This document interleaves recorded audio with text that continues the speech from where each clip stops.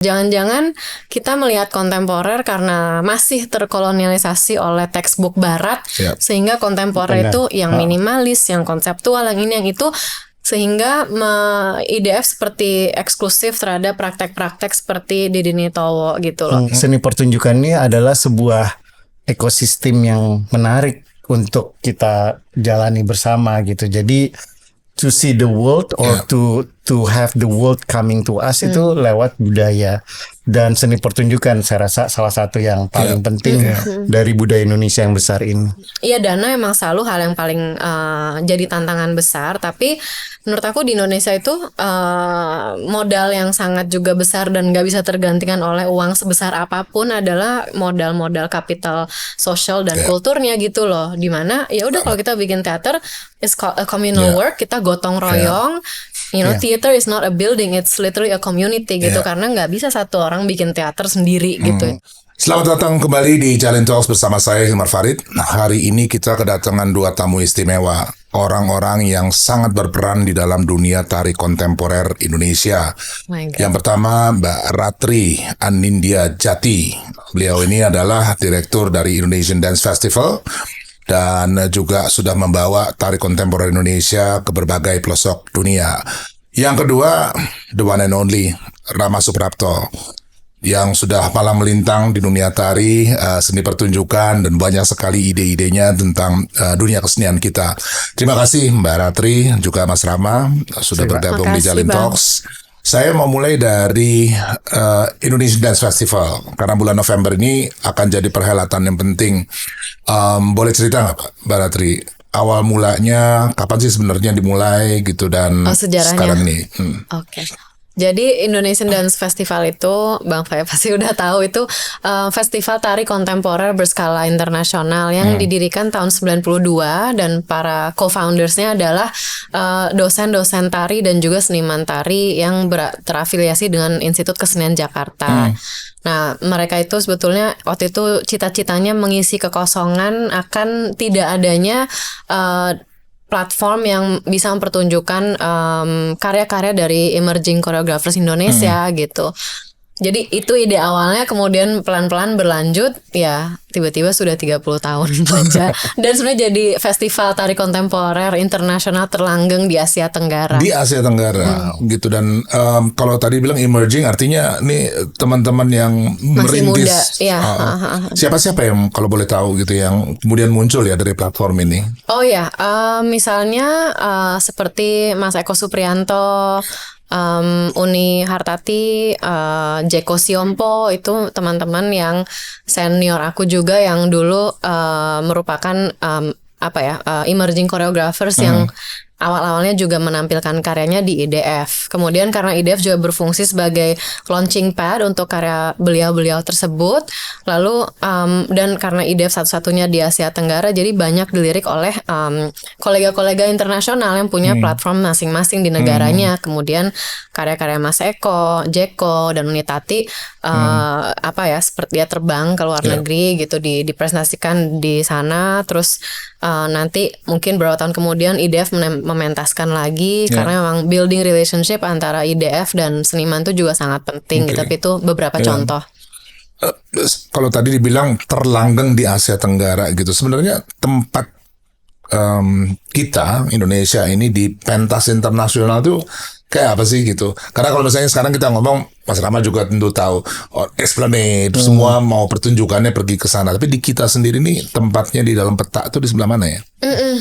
Menurut aku sih, ini opini pribadi ya. Kok ya. mesti pakai ada ininya? Nafasnya baru dilepas. Dari tadi nahan. Pertanyaan kedua sudah berat. Gak apa-apa. Kalau menurut penglihatanku, IDF itu sebetulnya jadi stakeholder dan juga player yang cukup penting. Karena kalau misalnya kita Google festival tari kontemporer di dunia, itu hanya ada 4 lainnya yang sudah berumur 30 tahun ke atas. Jadi satu ada Impulse Tanz di Vienna, ada Tanzim August dan Dance München, itu dua di mana di Jerman. Lalu American Dance Festival di USA. Nah, sebetulnya dulu itu para co-founders punya hubungan yang cukup erat sama ADF, makanya terus mereka terinspirasi kasih nama kita Indonesian Dance Festival gitu.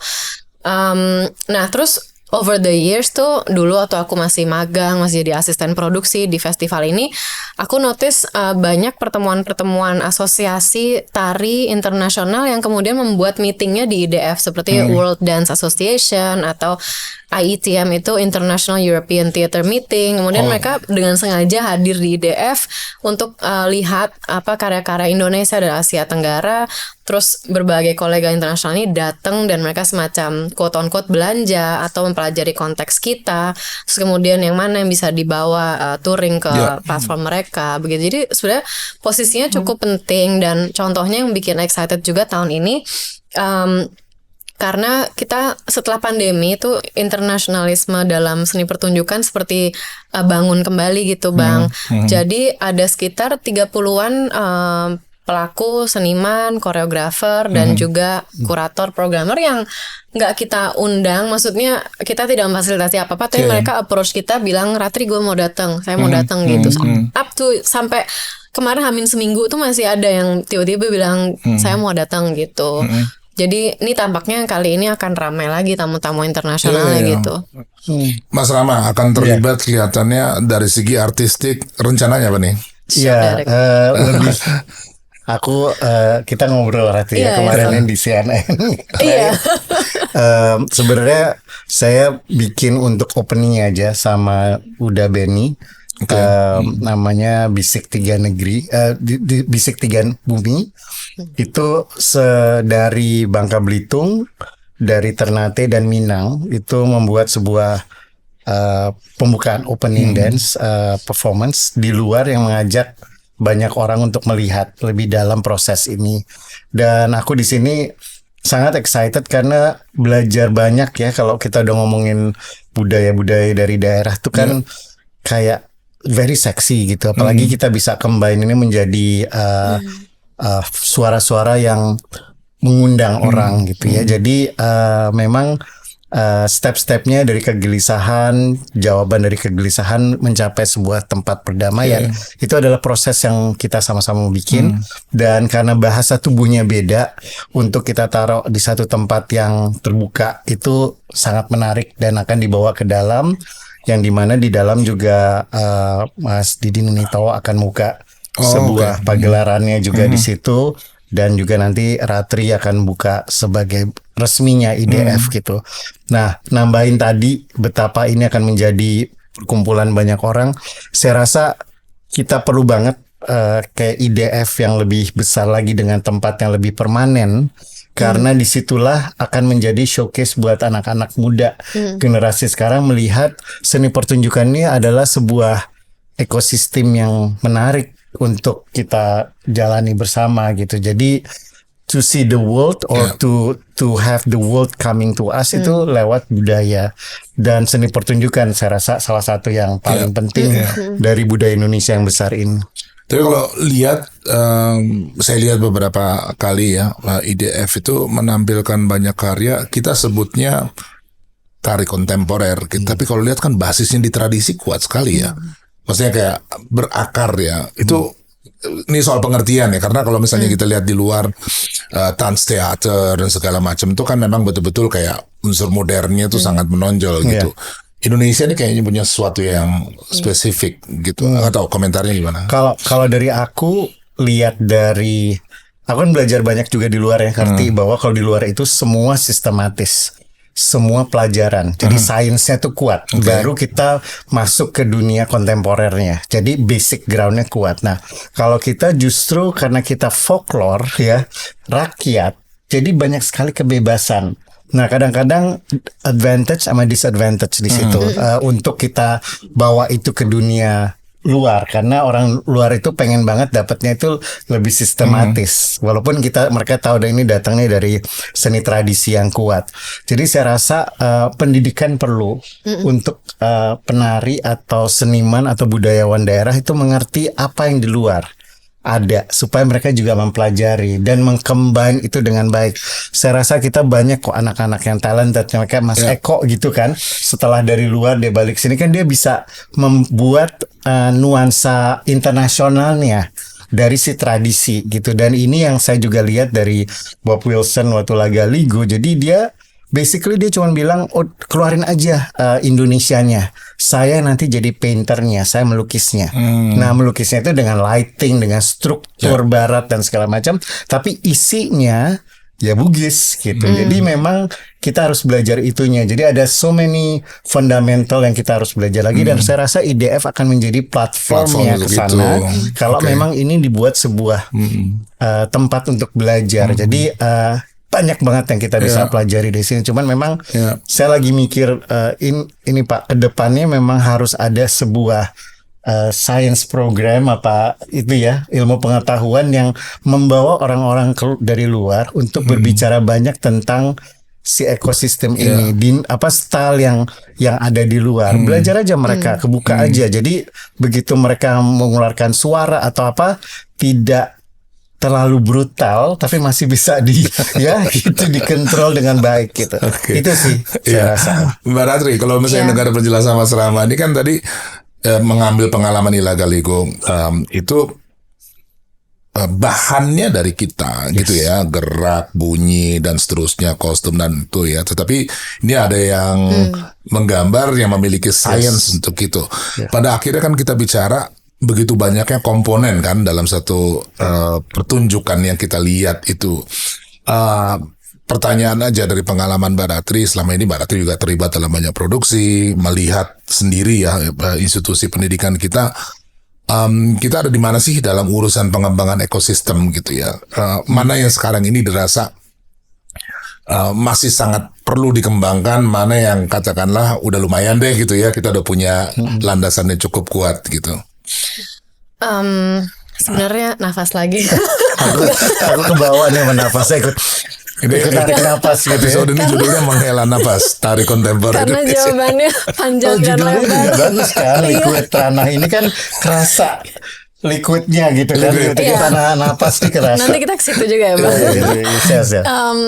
Menurut aku Indonesia saat ini secara general kan Bang, secara sektoral gitu, kita tuh mungkin karena juga background mentalitinya post kolonial kan, kita sering kali merasa minder akan diri kita sendiri gitu. Tapi sebetulnya yang bikin belakangan ini generasi muda ya umuranku, pasti Mas Rama juga masih merasa itu, dan juga kerja kerasnya Bang Hilmar dan teman-teman gitu, adalah dengan adanya undang-undang pemajuan kebudayaan yang outputnya Dana Indonesiana itu tuh sangat membanggakan gitu. Sebenarnya kita tuh udah jadi player yang diakui bahwa kita punya policy yang amat progresif gitu. Dan itu aku nggak sengaja, karena aku orangnya cerita aja terus gitu kemana-mana, ke Jerman, ke Eropa, lagi di Asia.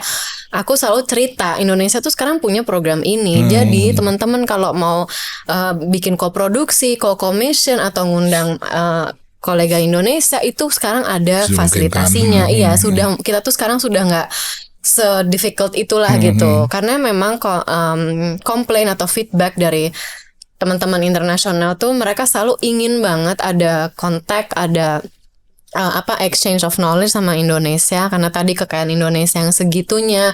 Bahkan teman-teman pelaku luar negeri itu sering bilang ketubuhan orang-orang Indonesia itu sangat unik. Itu karena training di tradisinya yang kuat sekali, yang nggak dimiliki negara lain. Tapi selalu kesulitannya tuh di resources gitu. Nah sebetulnya dengan adanya Dana Indonesiana itu ya salah satu yang membuat IDF juga bisa bertahan.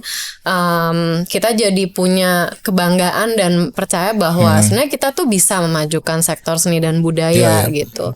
Bahkan bandingin teman-teman di Asia Tenggara lain kan mereka belum punya program yang seperti itu. Ya, kalau misalnya kita lihat, saya nggak tahu Mas Rama mungkin mengalami lebih panjang ya, selama 30 tahun berkarir itu, kalau dibandingkan dengan situasi kita sekarang gitu, kita ini sebenarnya jalan maju, jalan di tempat gitu ya, atau apa gitu, karena ya kita tahu ya, misalnya sekarang kan seni pertunjukan berhadapan bukan hanya soal support dan segala macam, lanskap kultural kita berubah, orang pegang waktunya gadget tersita betul untuk hal sifatnya online, sehingga berjuang untuk membuat perhatian publik terhadap seni pertunjukan ini besar. Tapi sekarang ini kalau dibandingkan 30 tahun lalu tuh, ya sih, kalau Kalau saya justru lihatnya involvement dari daerah harus lebih kuat gitu ya. Jadi yang saya lihat sensitivitas kita terhadap budaya itu menurun. Oke. Menurun secara global ya, Umum secara nih, itu masyarakat nusantara kita. lah gitu.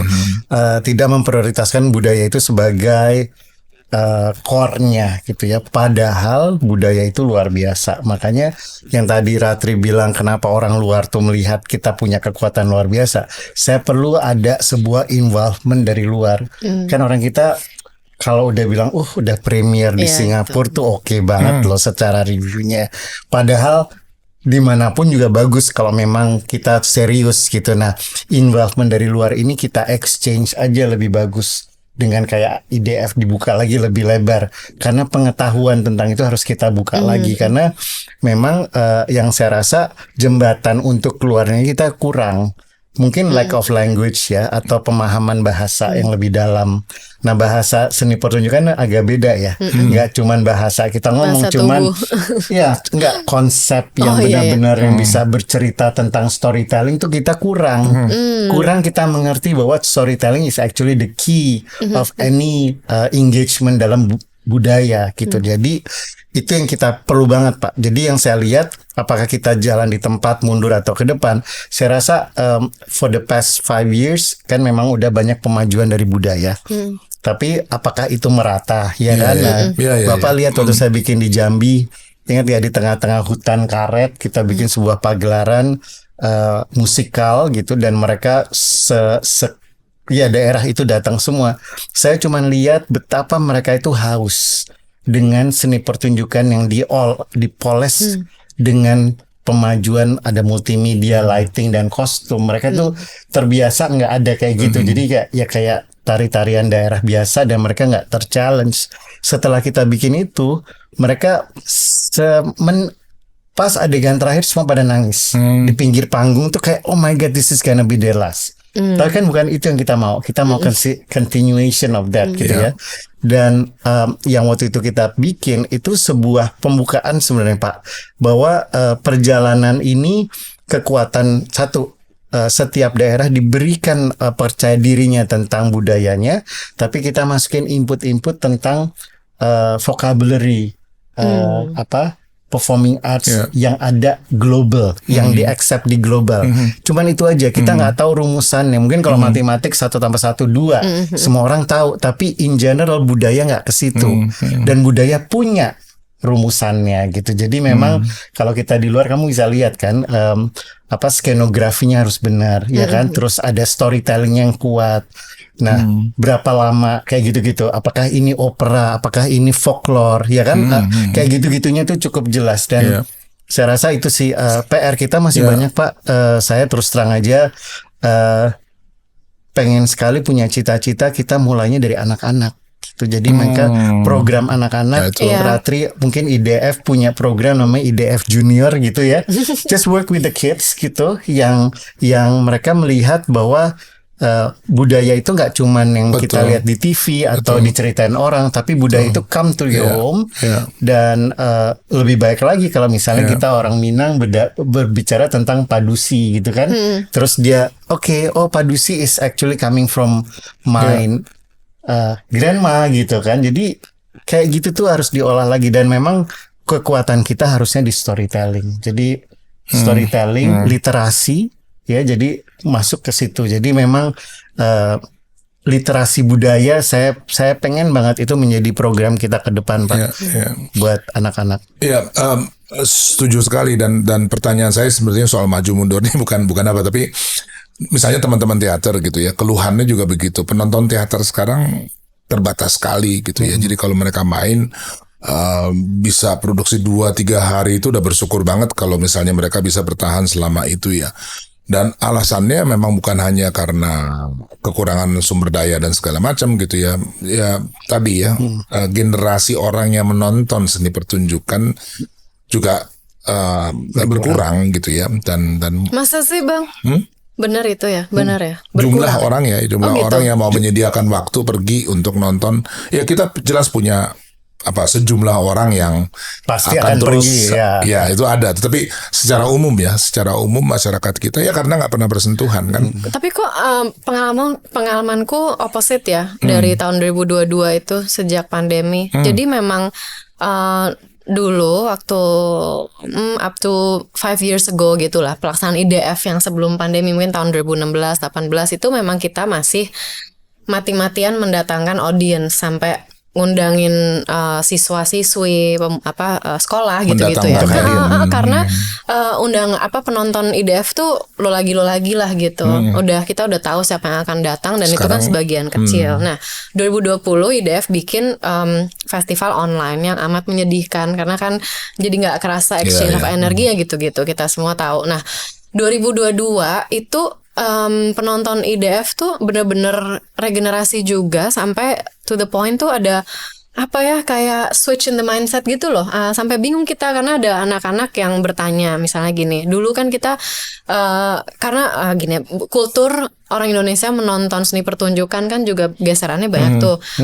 Seni pertunjukan biasanya gratis dan di pendopo terbuka semua orang datang gitu. Begitu ditaruh di teater itu kan ada batasan-batasan tertentu yang harus ditebus.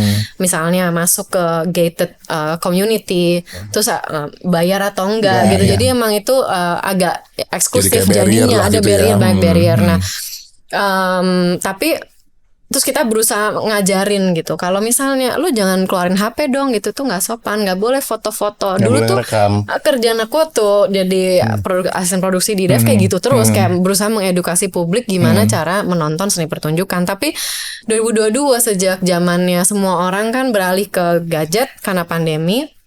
Instagram booming, YouTube booming, TikTok booming dan pertanyaan-pertanyaan tuh kayak gini loh. Misalnya kita announce ya etika menonton seni pertunjukan dalam IDF gitu. Itu ada yang komplain anak muda kayak, Kak, kalau aku nggak bisa ngambil foto atau dokumentasi, aku nggak bisa update status dong bahwa aku datang ke IDF gitu. Itu kepalaku sampai gitu ya. Itu benar-benar kayak pikiran beda ya. Iya, dan untungnya kan karya-karya koreografer mudanya itu mengakomodir kebutuhan itu karena they are from the gadget generation. Nah, jadi datang tuh langsung di encourage pakai QR code, keluarin HP lo gini gitu loh. Dan surprisingly penuh. Dan itu aku notice, aku juga kreditku besar sekali terhadap teman-teman kayak Salihara, GIK, Gali Indonesia Kaya atau Dialog Gue yang udah bikin programming, dan mereka memupuk regenerasi penonton, gitu sih. Jadi aku optimis banget sama anak muda. Kalau optimis sama, bukan itu. Tapi aku kaget dengar bahwa Bang Hilmar ngomong itu. Kita ngomongin masyarakat secara umum gitu ya. Gitu ya. Di banyak sekali tempat di kota-kota. Aku mau nambahin dikit. Jadi gini, pandemi ini membuat sebuah perubahan besar. Waktu itu aku bikin Maling Kundang lah, yang dimana ada kata-kata bajumu yang lusuh itu 14,6 juta TikTok viewers, Pak. Dari kata-kata itu aja, diri develop sama mereka. Jadi segala macam. Si bajumu yang lusuh itu karena si anak ini ngomong gitu ke ibunya, itu kayak touch the groundnya orang Indonesia melihat orang tua gitu ya, dan akan dipakai itu. Nah, memang sesudah itu sekarang menjadi ada musikal festival Indonesia kan sekarang lagi mulai tuh. Festival musikal Indonesia. Ya, itu udah yang ketiga dan rame terus, udah ada tepuk tangan dan segala macam. Tapi yang aku ngomong tadi gimana penonton secara luas. Jadi mereka udah mulai niche. Ya, mereka sukanya musikal ini nih. Maksudnya ini Bapak adalah secara luasnya bahwa eksistensi performing arts ini yang perlu kita angkat sama-sama, dan aku ngelihatnya dari anak-anak supaya itu menjadi program sekolah ya. Jadi kita dulu belajar gamelan, begitu dengar musik gamelan enggak apa-apa, musik gamelan itu bagus. I have an attachment. Jadi memang untuk kedepannya gimana kita kayak Ratri udah nggak usah ngomong lagi banyak lagi penonton, tapi orang datang dan willing sampai orang tuanya bawa anak-anaknya nonton wayang, nonton IDF dan segala macam, karena itu udah program yang mereka udah familiar size gitu. Jadi buat aku memang PR kita nih semuanya adalah gimana ini membuat sebuah program dasar untuk anak-anak sekarang untuk kedepannya, understanding that gitu ya. Dan itu because of the work of TikTok dan Instagram itu luar biasa. Just to announce that mereka udah datang gitu. Dan aku juga ngelihatnya itu kuat banget gitu. Iya. Nggak apa-apa, we start from small. Iya, ya memang sih berkali-kali sebenarnya program anak-anak itu sudah jadi pembahasan dan kalau nggak salah 10 tahun lalu tuh ada sempat satu performance yang ibu anak gitu, Bang. Cuman iya, dan itu kan emang strategi yang amat ini ya pintar gitu loh. Jadi dua generasi langsung datang gitu. Ya justru ini kan sebenarnya kalau bicara tadi itu keterbatasan tuh kan kemudian menuntut kita untuk inovasi ya. Yes. Iya. Gitu mesti ngapain nih Aduh gitu ya, banget. mesti apa gitu ya. Bukan hanya untuk menarik lebih banyak orang, tetapi memang membuat semua performing arts ini relevan kan untuk si masyarakat ini. Apakah dia mau lewat jalur TikTok, dia mau lewat jalur apa, sangat besar kemungkinannya. Nah, tadi kan disebut IDF juga akan menjadi platform lah ya untuk mendiskusikan inovasi dan segala ini. Jadi di samping pertunjukan akan ada workshop, Ya. akan ada banyak fasilitas kayak gitu ya. Programnya ya ada pertunjukan dan pertunjukan itu ada pertunjukan siang dan malam. Yang siang itu segmen untuk emerging choreographer tadi, koreografer muda yang bibit-bibit gitulah, seeds of wonder-nya sektor kita. Terus yang pertunjukan malam adalah untuk mid career dan established choreographers. Terus di siang hari ada diskusi publik dan ada workshop, masterclass gitu. Dan kita fasilitasi beberapa seperti perkenalan konteks untuk seniman Indonesia, mereka merepresentasikan karyanya ke kolega-kolega internasional. Itu ada jadi intentionally lebih ke yuk kenalan gitu. Iya. That's very good. Aku mau nambahin lagi dikit, memang kayaknya untuk performing arts kurang tuh Pak yang seperti ini ya, maksudnya bikin marketplace-nya mereka gitu, karena at the end of the day kita kan scattered ya, Nusantara dengan kepulauannya, udah pagelaran pulang gitu kan. Nah, komunikasi sustainable-nya mau kemana, dan apakah ini akan menjadi sebuah wadah gitu kan ke depannya. Itu menarik. Tapi nomor satu sih tadi, pendidikan anak-anak supaya bisa menghayati dan menghormati dan suka dengan budayanya sendiri. Itu sih dari aku. Ya, karena kita mau mendidik anak-anak bukan hanya agar bisa lebih mengapresiasi dan seterusnya. Ya, dia juga calon penonton di masa mendatang kan ya, calon audiensnya. Dan saya kira kan kenapa di Eropa, Amerika Utara, tempat-tempat seperti itu bisa tumbuh kuat gitu ya, karena memang basis penontonnya kan cukup luas ya gitu. Dari kecil udah dibawa ke museum, bawa ke exhibition gitu. Nah, ini isu sustainability nih. Yes. Kita tahu ini tantangan buat kita semua ya. Tapi selama ini kalau di dunia tari kontemporer atau tari secara umum lah, seni pertunjukan secara umum tuh apa sih strateginya gitu ya? Kita tahu banyak karya seperti ini bagus ya, mendapat critical acclaim dari mana-mana dan seterusnya gitu ya, tetapi pada saat bersamaan juga nggak gampang gitu hidupnya ya, untuk bisa dibawa satu tempat ke tempat yang lain. Selama ini apa langkahnya, strateginya untuk mengatasi problem ini? Mungkin Rati dulu kali. Ini menghela napas lagi nih. Rati dulu deh, dia lebih pengalaman. Kalau saya kan saya mengerjakannya sendiri dan saya tahu persis bahwa kalau dari seni pertunjukan itu selalu ujung-ujungnya dana sebenarnya. Maksudnya buat kita seniman itu apresiasinya memang di sebuah ranah yang sifatnya budget constraint gitu ya. Tapi kan itu ekosistem. Ya kan, kalau banyak penontonnya pasti juga banyak sponsor, banyak juga orang beli itu. Jadi saya rasa yang perlu kita buat sebuah ekosistem dari pendidikan orang-orang yang nonton, yang terutama anak-anak itu. Dan saya suka sekali program anak dari dulu tuh. Aku tuh emang dilahirkan untuk dongeng dan bikin timun mas, bawang merah bawang putih. 2003 saya udah bikin bawang merah bawang putih Pak, sama Dian Sastro, Nicholas Saputra, orang gila itu semua. Dan yang datang emang anak-anak, dan kita kekurangan. Jadi sejak itu tuh memang ya udah mulai ada, tapi segitu pemain-pemain utama itu mau, karena dia kayak feel like I'm going to give this to my family gitu. Jadi memang itu satu. Yang kedua, benar kata Bapak soal tempat. Kalau kita punya sebuah tempat, saya baru pulang dari Meksiko City itu ada sebuah teater tua keren yang dia cuma bilang festival folklore. Yang datang itu orang lokal, turisnya malah sedikit, dia bawa bunga, dia kasih bunga ke penari. Jadi kayak bintang-bintang opera ditepuk tanganin segala macam. Nah, itu kan apresiasi dari masyarakat Publik, ya. lokal. Nah, menambah itu kan jadi mereka upgraded gitu ya. Maksudnya dalam in terms of salary dan segala macam, dan they willing to have that as an occupation, pekerjaannya mereka gitu. Betul. Jadi nah itu pasti ada ekosistem siklusnya gitu. Nah tapi yang tadi kita mungkin Rati bisa tambahin yang tadi Bapak bilang gimana menghadapi ini semua. Saya rasa kerjasama antara government ya, terus pihak seniman dan swasta yang seperti yang punya teater itu punya koordinasi yang bagus. Itu yang kayak kemarin kita ngomong ke teater Tanah Airku di Taman Mini yang dulunya one of the best teater. Yang megang Pak Rono sampai bilang gini, Mas Rama saya tuh bingung harus diapain nih gedung ini. Maksudnya 1000 seats ya, daerah yang dulu yang dibikin oleh orang-orang Sydney kosong melompong, akhirnya jadi festival dangdut gitu seringnya.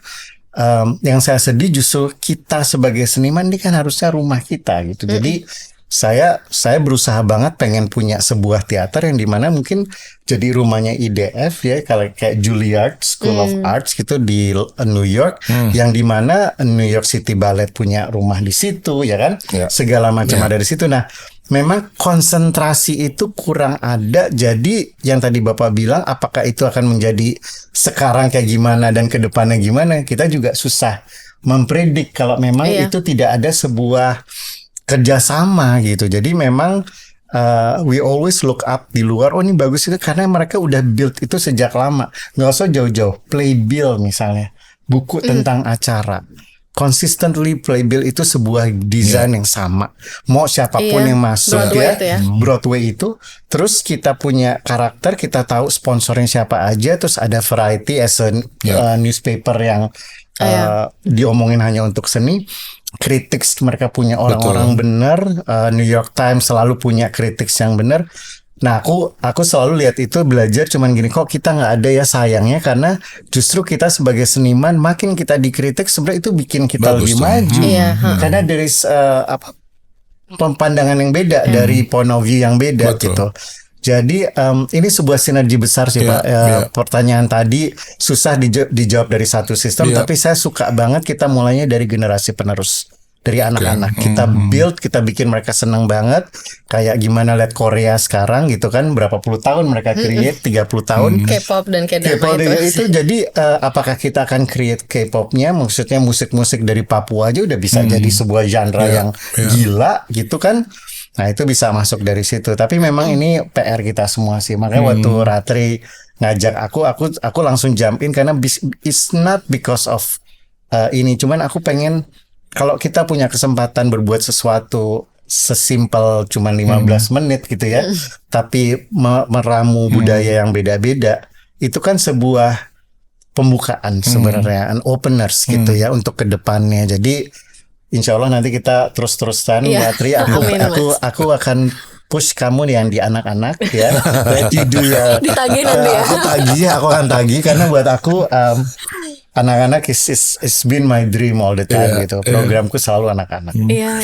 Kalau ya sekarang kan IDF ada sedikit support lah ya dari pemerintah dan Indonesiana dan seterusnya. Tapi selama ini ada nggak upaya untuk komunikasi dengan swasta? Gitu. Iya, Bang. Itu sebetulnya PR yang berkali kita bahas juga ya, Bang. Maksudnya, aku tuh percaya sektor kita nggak akan kekurangan creativity atau creator, senimannya itu nggak akan habis. Tapi mungkin dari 10 tahun ke belakang kita udah mulai aware bahwa untuk sektor kita maju itu aspek-aspek lainnya perlu juga dikasih suntikan kan. Dia termasuk kebutuhan adanya manajer dan produser dan kurator, regenerasi kuratorial dan segala macam itu harus juga dikembangkan supaya sustainability-nya jalan majunya bareng gitu loh. Karena memang banyak tadi Mas Rama juga mention persis gitu. Kita fokusnya tuh ayo buat tempat buat seniman berkarya, buat tempat buat seniman pentas. Tapi sebenarnya seniman itu juga nggak bisa ngurusin semuanya sendiri kan. Aspek fundraising, event management, produksi, desain itu semua harus bareng jalannya gitu. Dan ya dana emang selalu hal yang paling jadi tantangan besar. Tapi menurut aku di Indonesia itu modal yang sangat juga besar dan gak bisa tergantikan oleh uang sebesar apapun adalah modal-modal kapital sosial dan kulturnya gitu loh. Dimana ya udah kalau kita bikin teater is a communal work, kita gotong royong.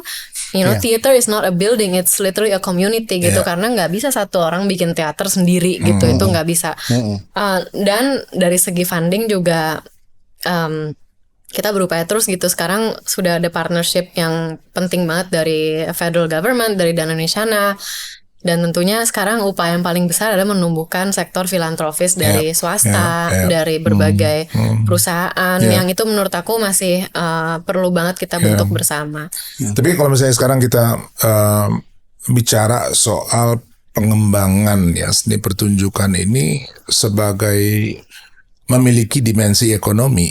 Ya, kan sebetulnya cukup banyak ya di dunia ini seni pertunjukan yang kemudian sebut yang on the top of our mind Hamilton besar sekali tuh revenue-nya per tahun gitu ya. Maksudnya itu mungkin gitu. Nah di kita nih masih ada tantangan ya gitu karena untuk bisa sampai ke sana, dan tadi kan sudah dielaborasi ya beberapa elemen yang penting yang kita belum punya nih gitu untuk bisa berkembang. Tapi bicara soal prospek ya gitu, kita mungkin nggak sih mengarah ke sana gitu? Mungkin banget. Dan sekarang lucu ya, maksudnya sudah terjadi ya? Iya, Broadway itu kan tiba-tiba sekarang bermunculan aja gitu loh. Tiba-tiba ada polarisasi, ada ini ada itu, kayak rasanya Terus, every weekend ada sesuatu gitu. Kayak Rent aja dimainin sama kita aja bagus gitu. Jadi saya mau nambahin dikit sih Pak dari yang tadi diomongin tentang apakah kita akan menuju seperti Hamilton. Saya ikut Mas Guru pagelaran untuk Indonesiaku, ya kan? Di situ meledaknya sebuah pagelaran, bukan di tahun 1980. Nah itu maksud saya tadi tuh. Dulu tuh orang bisa bikin, iya kan? Aduh, oh my god. Terus jadi jadi film Ami Priyono yang bikin. Nonton tuh. Iya. Gitu. Masih SD. Aku masih pakai cawet gue terus kan 6 SD aku udah masuk SM. Anyway. Jadi sebenarnya Mas Guru itu membuka itu Pak, membuka seni pertunjukan sehari 2 kali show 1 minggu, Mbak Amna sebagai produser ya. Tapi tiba-tiba hilang lagi karena kan dia tergantung Mas Guru bikin apa enggak gitu kan. Terus ada Hari Rusli, ada apa. Nah sebenarnya yang harus di-keep itu adalah sebenarnya audiensnya Pak. Jadi kalau memang kita punya inisiatif audience untuk development audience development untuk selalu mereka haus akan ini.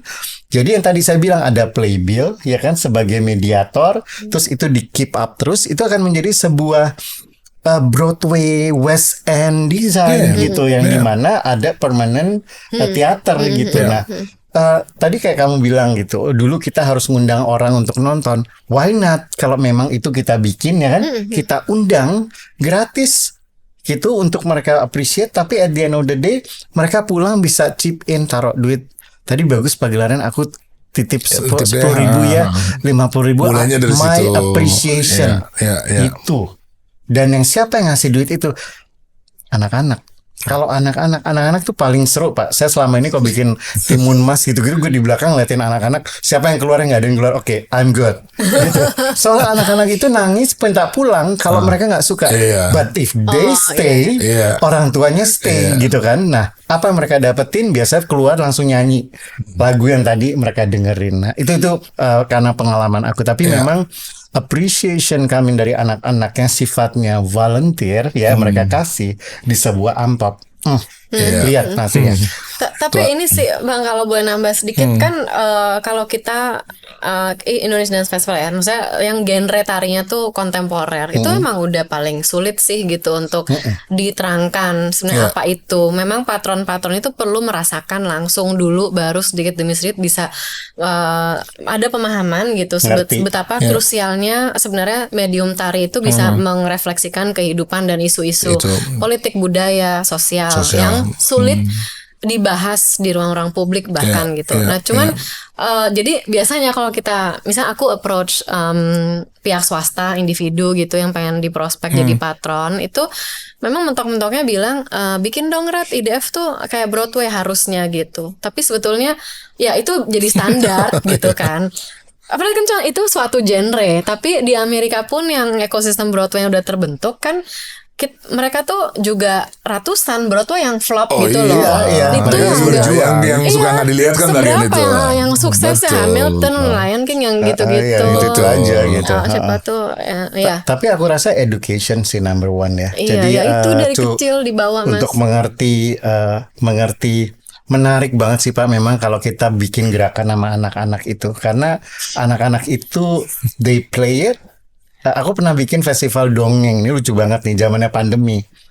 Dimulai oleh teman-teman ya, Dian Sastro ngedongeng itu, akhirnya anak-anak se-Indonesia 5 tahun Pak dari Surabaya, dia nerangin Surabaya ya, pakai baju Jawa, pakai boneka yang puppet gini-gini. Ada kali 15 menit, aku bilang oh my god, pinter banget ya anaknya, gila kan. Jadi jadi memang kita harus invite mereka to this ini kan. Dan nanti contemporary juga sebuah desain yang akan menjadi proses ke situnya gitu. Jadi Merce Cunningham ya kan, Paul Taylor segala macam itu kan warisan-warisan orang Amerika yang tiba-tiba Andy Warhol came up ya kan, keluar juga bersamaan. Nah itu sebuah sinergi, tapi memang aku ngelihatnya media Amerika tuh supported. Media Amerika tuh ngomongin banyak tentang itu, dari news dari segala macam. Jadi saya rasa tadi Playbill dan yang lain itu mensupport harusnya. Dan kalau anak-anak ini kan kritikus yang paling kejam ya, gitu karena apalagi sekarang. Ini nggak pakai ngomong, tinggal aja. Kalau kritikus itu masih ngomel-ngomel, terpaksa nonton, kalau dia tinggal aja. Nah saya setuju banget itu tadi Mas Rama bilang ya, dan sebetulnya nggak ada, maksudnya bukan kayak harus mengerti dulu yang struktur naratifnya jelas baru kontemporer. Dia bisa langsung nyemplung tuh ya ke bentuk-bentuk yang selama dia memang diberi jalan ya untuk ke sana gitu.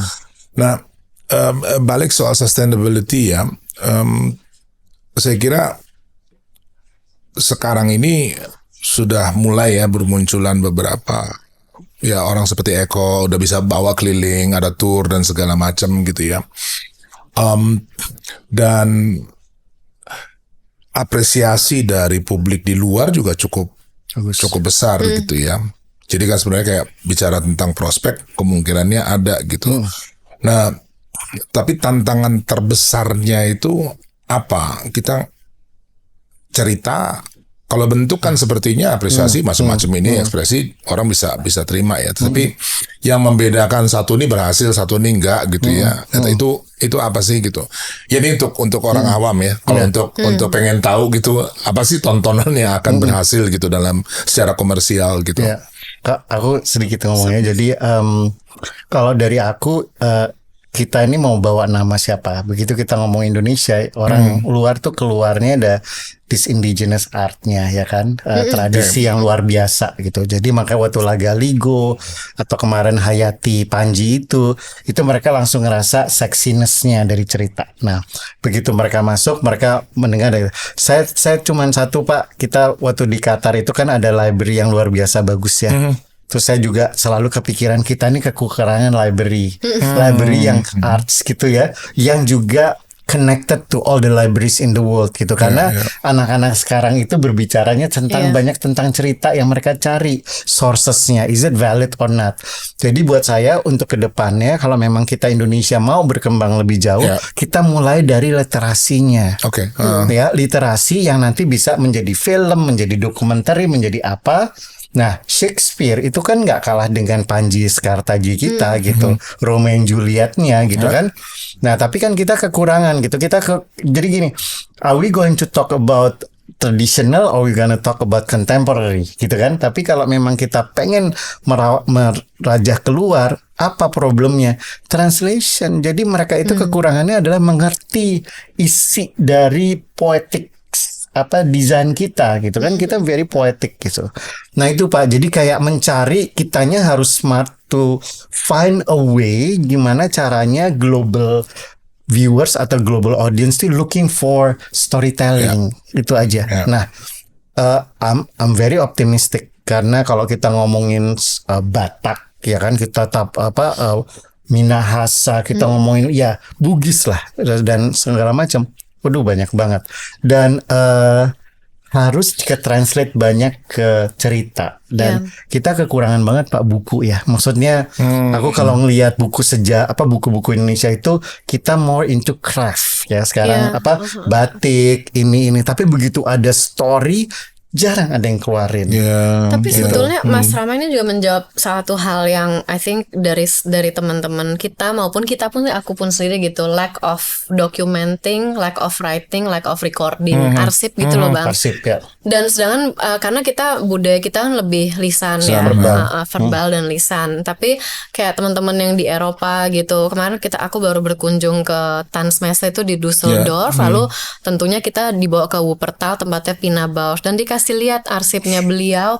Ya ampun, itu dari karya dia pertama bikin yang tahun 70 sekian, tulisannya dia sendiri Bang. Dan kertas-kertas yang coretan-coretan dikumpulin tiap hari. Jadi Pinanya pun sendiri sebelum dia punya foundation yang dibikin oleh anaknya, she herself udah mendokumentasikan prosesnya dia sendiri. Itu kan wealth of knowledge dan semua informasinya di situ. Nah, sekarang jadi kita aware banget dengan itu. Kayak IDF juga yang sudah punya arsip 30 tahun ini gitu, dari Betamax masih ada tuh Mas, udah kita digitize semua. Udah. Ada yang nggak ketolong, tapi pengennya itu nanti bisa accessible to public, jadi library sendiri gitu untuk perjalanan tari kontemporer Indonesia dan sentuhannya dengan global. Tapi misalnya kita, aku dan teman kurator kalau membimbing yang program kita yang Kampana itu yang generasi young makers, yang kita kasih dukungan, ruang dan resource untuk berkarya, itu salah satu yang kita tekankan adalah riset lo apa gitu, ide lo ini, risetnya kemana, perlu baca ini nggak, tulis cobain gitu-gitu loh. Jadi emang research based artistic practice itu yang perlu ditekankan kalau dari kita sendiri. Itu aku mau nambahin. Jadi orang luar tuh mencari itu sekali untuk dia explore. Nah itu yang tadi saya bilang, bahasa. Apa yang orang-orang luar looking for, dari storytelling yang benar. Terus kita di sana punya kelas namanya composition Pak. Jadi si penari itu kalau bikin tarian dia harus nulis semua gerakannya ke dalam sebuah buku. Nanti siapapun bisa belajar dari situ gitu. Nah, makanya zaman dulu dari petipa dan segala macam tuh ada gitu, maksudnya bisa diterusin. Nah, kita ini perlu begitu, kalau nggak habis Pak. Jadi maestro yang punya tarian itu nggak cuma di videoin, tapi dia juga harus mulai nulis. Nah, apakah ini akan menjadi sebuah lowongan kerja banget untuk generasi muda, belajar banyak tentang penulisan literasi tadi, bernafaskan budaya, larinya ke Library of Arts. Jadi archiving tuh number one. Nanti orang luar pun akan riset di situ, apa benar dia bikinnya itu, prosesnya dan segala macam. So development, nyeri banget ya Pina Bausch punya kayak gitu, maksudnya gitu. Nah ya sih, jadi ya kita mulailah dari sebuah PDF tuh, aku rasa pribadi loh Mas, ngerti gak sih, catatan pribadi aja gitu, kayak diary apa gitu, semua dikumpulin gitu. Diary dia menugaskan penari ini berbuat ini gitu, terus besoknya apalagi tuh loh, maksudnya emang. Nah kalau Tula Galigo kan yang diruat aku dari bisunya. Terus aku nanya, loh bukannya Robert Wilson? Enggak, Rama, menurut Wilson suara berubah-ubah kan, jadi Raja Toraja nanti. Hanya Indonesia kan yang kemasukan gitu kan. Terus mereka bilang, because you are the translator, kamu kuncinya dari perjalanan Lagaligo ini. Jadi aku kan ngomong sama Mas Pangga, ngomong sama ini karena Bob maunya begitu kan. Tapi dia coret, dia itu semua kita dokumentasikan dengan baik. Tapi ruwat itu kan hanya ada di kita ya. Jadi memang itulah keindahannya budaya Indonesia yang turun temurun. Masa mau hujan Pak di Lyon di teater terbuka, bisu Puang Saidi bisa liatin, dibacain, pindah itu awan ke kiri dan geledeknya di sana, terus kita bisa pagelaran. Itu tahun berapa sih Mas di Lyon? Itu 2006. Seru banget ya. Itu di Lyon di teater terbuka Roman Design Theater. itu gitu. Jadi buat aku Iya, di proud as Indonesian karena nggak ada lagi ya Aduh, di dunia manapun betul. yang dimana pemain juga ahli berdoa dan membawa turunan dari eyang-eyangnya ke sebuah panggung yang gila gitu. Bob. Ya itu karena saya kira karena kita menyebutnya hari ini seni pertunjukan gitu ya. Tapi buat mereka ini kan sebetulnya Hidup perluasan dari kesehariannya Iya, dia, iya. ritual dan seterusnya. Jadi gitu. kalau berarti Bapak tadi bilang sustainability, bahasa budaya kita tuh sustain. Sustainability Sebetulnya, iya. semua pohon nggak boleh di-cut. Kita selalu berdoa kembali sama alam. Mau itu nanti Hindu, Buddha, mau nanti Islam segala macam, selalu ada tumpengan. Kemarin ada pagelaran Panji aja selalu ada dupa.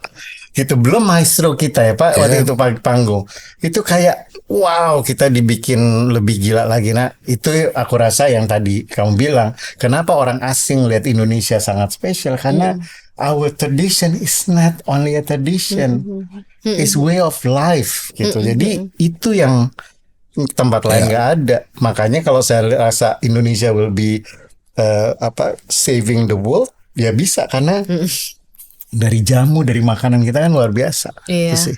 Jadi sebenarnya kalau konteks orang nonton di Indonesia ini agak berbeda pengalamannya ya. Jadi bukan kayak di gedung Iya. Lincoln Center apa gitu ya, tapi masuk di sini immersed gitu ya di dalam kehidupan yang lumayan meriah gitu ya.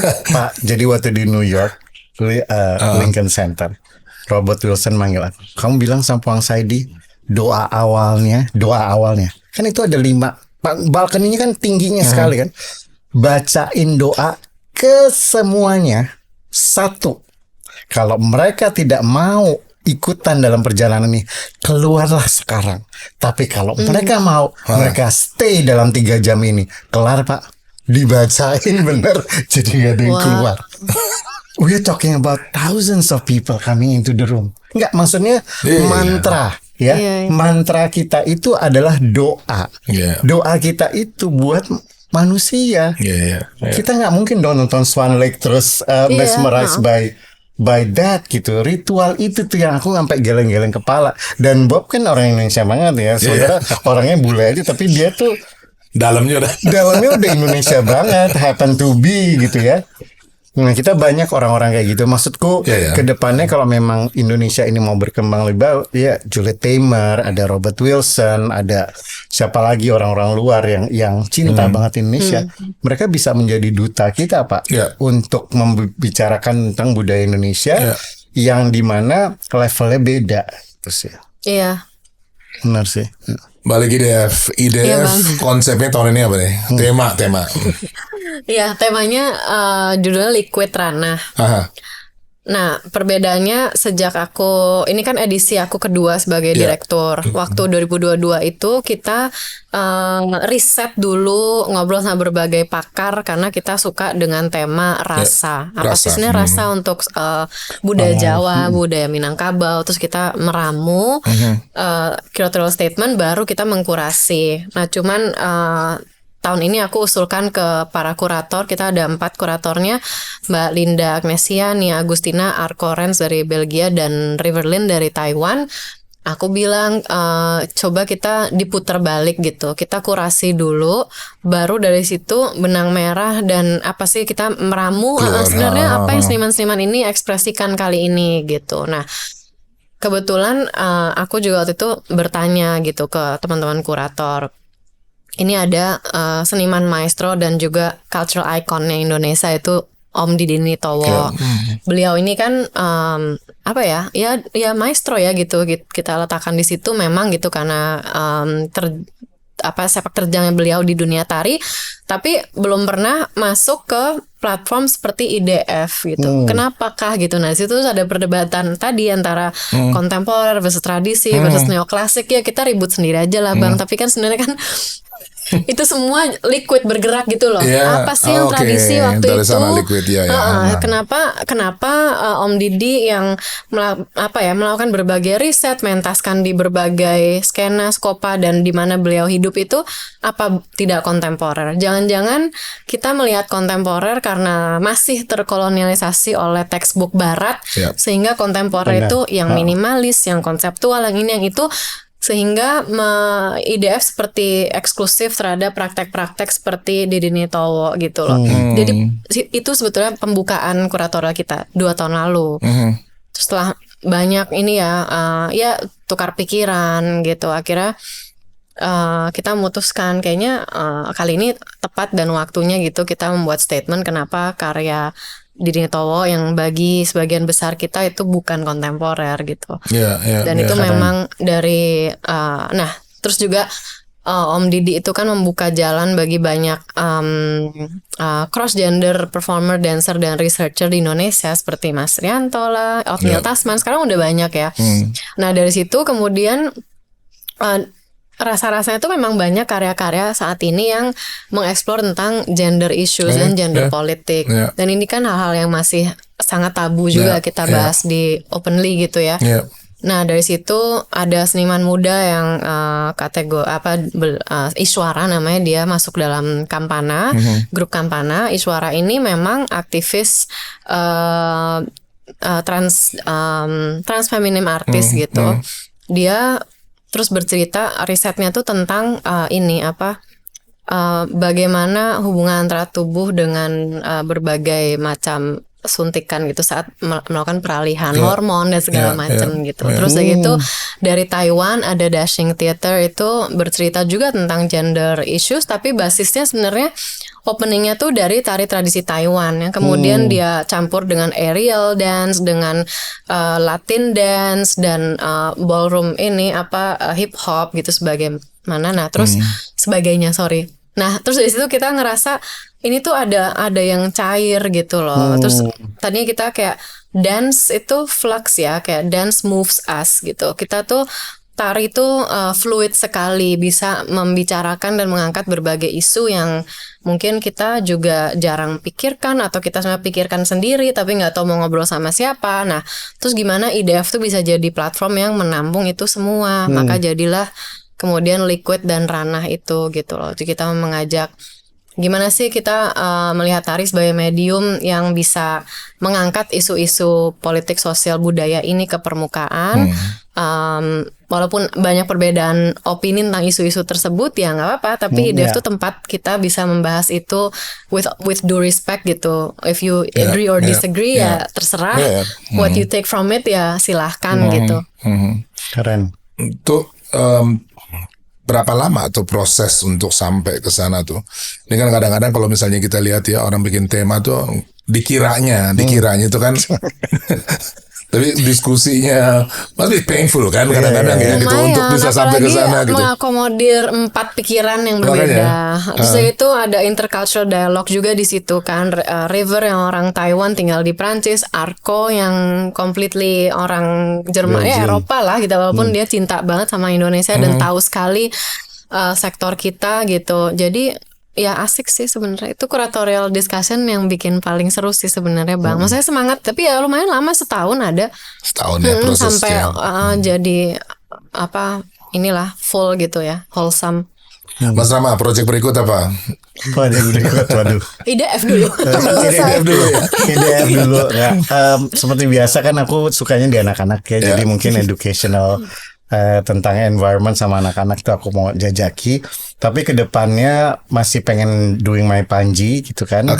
Karena buat aku Panji itu sebuah invitation for my future, karena setelah bikin waktu acara Hayati di Doha itu, Panji itu can be perform and translating the story to the audience lumayan bisa gitu. Dan saya ngerasa nanti mungkin sama Ratri lebih banyak lagi soal yang program buat anak-anak. Soalnya buat aku, since I really do love the kids program, kita bisa merambah nanti ke Nusantara, apakah itu lewat program aku atau enggak. Tapi intinya yang namanya performing arts ini nggak boleh ditutup. Maksudnya it has to be an open gate for everyone untuk orang-orang nonton IDF dan merasakan ekspresi daripada sebuah isu yang luar biasa ini menjadi tempat orang berpikir.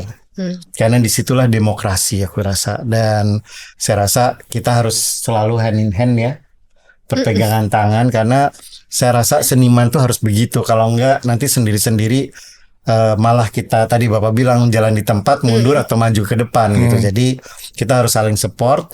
Terus itu sih dari aku, mudah-mudahan kita semua diberikan jalan dan anugerah dan ya yang lancar.